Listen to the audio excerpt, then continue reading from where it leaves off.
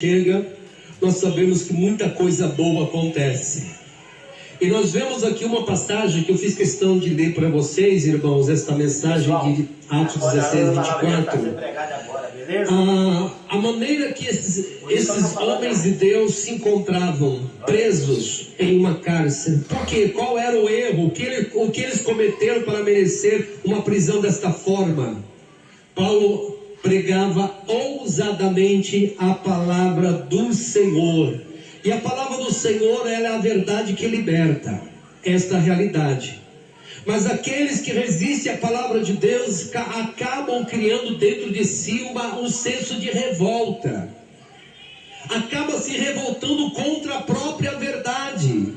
E quando falamos aqui, nós vamos também chegar num ponto aqui nessa mensagem, que nós temos que acreditar e viver o sobrenatural de Deus. A Bíblia nos diz nos versículos anteriores que Paulo e Silas, eles levaram praticamente açoites, foram açoitados, presos. Mas a Bíblia nos fala que à meia-noite Paulo e Silas estavam fazendo o quê? Orando e cantando hinos a Deus. Uma preparação para o sobrenatural acontecer. Era uma preparação para o sobrenatural de Deus. Os nossos irmãos foram açoitados por pregar a verdade. Foram perseguidos por pregar a verdade. Foram condenados até mesmo à morte por pregar a verdade. Mas a Bíblia nos diz, mesmo eles com os corpos, com os sinais dos açoites que levaram, à meia-noite Paulo e Silas oravam e cantavam hinos a Deus. E eu tenho certeza que um dos presos não entendia absolutamente nada. Esses homens foram açoitados, estão sentindo a dor do corpo, mas eles estão orando e cantando, louvando o nome do Senhor.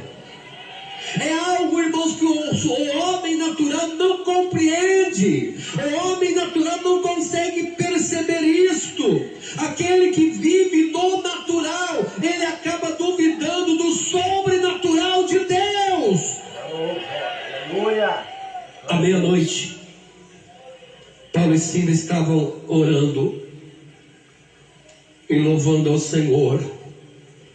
E de repente sobreveio um tão grande terremoto que os alicerces da casa se moveram e logo se abriram todas as portas e foram soltos todos que estavam presos. Imagina o desespero do carcereiro.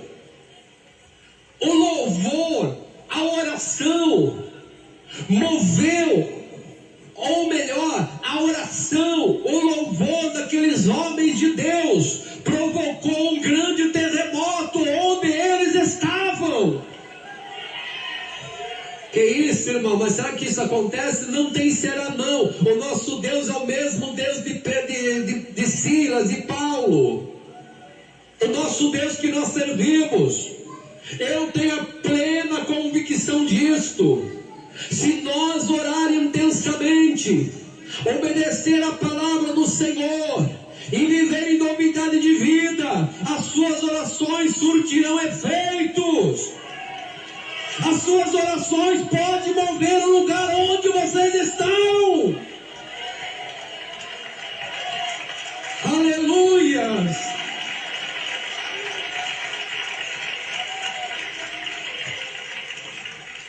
Eu imagino o temor que causou sobre todos, não somente os presos, mas também o carcereiro, quando sentiu o terremoto e as portas da prisão se abrirem. Oh, glória a Deus! Irmãos, muitas vezes Deus quer falar com a gente fecha os ouvidos e não quer ouvir a verdade. Muitas vezes o Espírito Santo quer falar ao nosso coração, quer fazer o sobrenatural acontecer, mas carrega no coração dúvidas. Será que Deus pode agir desta forma? Será que Deus pode agir desta maneira? Será que Deus pode provocar um grande terremoto quando o povo de Deus ora? Claro! Deus pode provocar uma